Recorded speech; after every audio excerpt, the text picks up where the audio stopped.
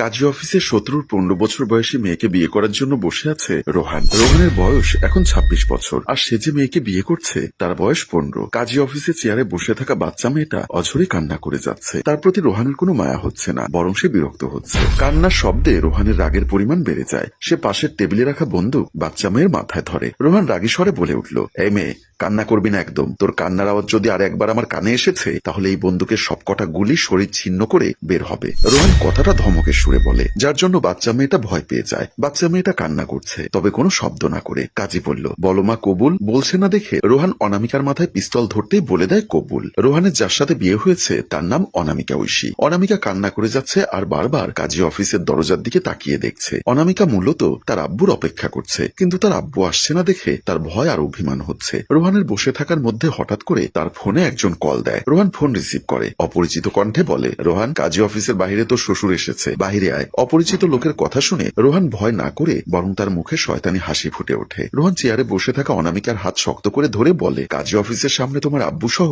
শ্বশুর বাড়ির প্রত্যেক সদস্য এসেছে। বিয়ে যখন করেছি তখন শ্বশুরের দোয়া নিয়ে নতুন জীবন শুরু করব। রোহানের কণ্ঠে তার আব্বুর কথা শুনে অনামিকার চোখে মুখে খুশির ছাপ স্পষ্ট ফুটে ওঠে। রোহান অনামিকার হাত ধরে কাজী অফিসের বাইরে চলে আসে। কাজী অফিসের সামনে এসে দেখে অনামিকার বাবা মাও একজন চেলা দাঁড়িয়ে আছে। রোহানের চেহারা দেখা মাত্র একজন বন্দুক তার দিকে তাক করে। রোহানের বুকে গুলি করতে গিয়ে বাহুতে গুলি চালিয়ে দেয়। অনামিকা গুলির শব্দ শুনে চিৎকার দেয়। অনামিকার হাত ধরে থাকা রোহানের দিকে তাকিয়ে অস্পষ্ট স্বরে বলে, রোহান। তারপর রোহানের পাশে বসে চেয়ে আছে রোহানের মুখের দিকে। কয়েক ঘন্টা আগের কথা। বিয়ের অনুষ্ঠান শুরু হয়ে যায়। কোণের সাজে বসে আছে মিম, তার পাশে অনামিকা, তার ফুপুকে দেখা যাচ্ছে। অনামিকা লাল বেনারসি পরে বসে থাকা মিমের দিকে তাকিয়ে মুগ্ধ হয়ে যাচ্ছে। অনামিকা বলল, ফুপি, তোমাকে আজ অনেক সুন্দর লাগছে, একদম বউ বউ লাগছে, কি মিষ্টি দেখতে লাগছে। অনামিকার কথা শুনে মিম হাসে আর ওর মাথায় হাত বুলিয়ে দিয়ে বলল, বউ সাজলে সবাইকে সুন্দর লাগে অনামিকা। একদিন আমার অনামিকারও বিয়ে হবে, সেদিনও আমার মতো এমন সুন্দর করে সাজবে। সত্যি ফুপি, আমারও বিয়ে হবে একদিন? হ্যাঁ, অবশ্যই হবে। অনামিকা আর মিমের কথা বলার মধ্যে কাজী আসে বিয়ে পড়াতে। কাজী বলল,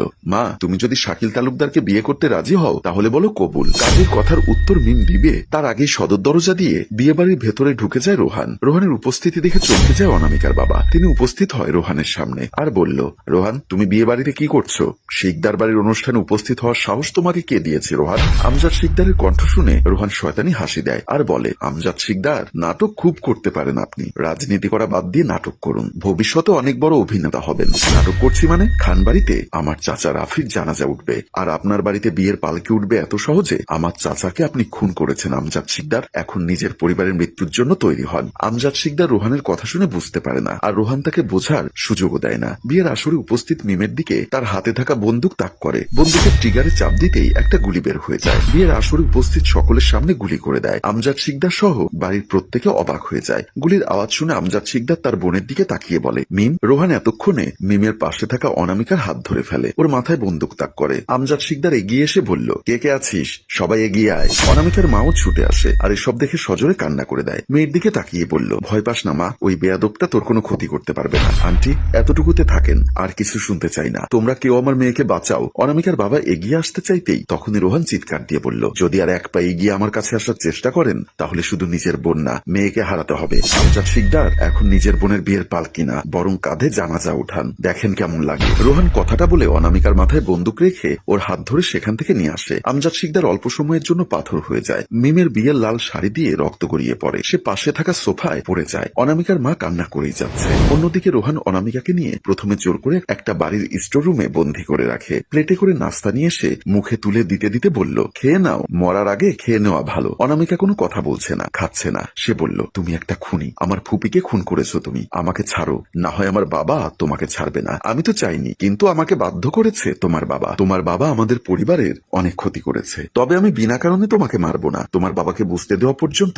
আমার কাছে থাকবে, সো কোনো বাড়াবাড়ি না। ওদিকে অনামিকার বাবা মা চিন্তিত মনে বসে আছে। মা কাঁদতে কাঁদতে বলল, আমি জানি না তুমি কি করবে, আমি আমার মেয়েটাকে চাই, তুমি আমার মেয়েটাকে এনে দাও। আমি কি চেষ্টা করছি না মনে করছো? আমি প্রশাসন ও আমার লোক লাগিয়ে দিয়েছি অনেক আগে, কেউ খোঁজ দিতে পারেনি। রোহান খুব সাহসী, সে সহজে হার মানবে না। এ সবকিছু তোমার জন্য হয়েছে, তুমি কেন এসব ঝামেলা করতে গেলে ওদের পরিবারের সাথে? আজ কি হলো দেখো, আমরা আমাদের মেয়েকে হারাতে বসেছি, তুমি এই বয়সে এসেও রাজনৈতিক দলের জন্য দাঙ্গা হাঙ্গামা করে যাচ্ছ। পরিবারের কথা ভেবে হলেও অন্তত ছেড়ে দাও এবার। হঠাৎ একটা কল আসে আমজাদ শিকদারের কাছে। আছে। কলটা রিসিভ করতেই, কি বলিস, আমি এক্ষুনি সবাইকে নিয়ে আসছি। কলটা রেখে দিয়ে বলল, চলো, মেয়ের খোঁজ পাওয়া গেছে, তারা কাজী অফিসে। তারা তড়িঘড়ি করে বের হয়ে যায়। বাবা, এখনো রোহান বেঁচে আছে, প্লিজ তোমরা রোহানকে ডাক্তারের কাছে নেওয়ার ব্যবস্থা করো প্লিজ। অনামিকার বাবা মেয়ের পাশে বসে বলল, তুই কি বলছিস মা, ও আমাদের শত্রু, ও তোর ফুপিকে মেরে ফেলেছে। বাবা, ওই একদিন আমি রোহানের মুখে সবটা শুনেছি, যা কিছু হয়েছে সেখানে তোমার অপরাধ বেশি। রোহান খুব ভালো মনের একজন মানুষ, সে আমাকে একটা মিনিটের জন্য হলেও কষ্ট দেয়নি। বাবা, রোহানের যদি কিছু হয়ে যায় তাহলে মনে রেখো তোমার মেয়েকেও আর পাবে না। মা বলল। অনামিকাকে জড়িয়ে ধরে চুমু দিতে থাকে।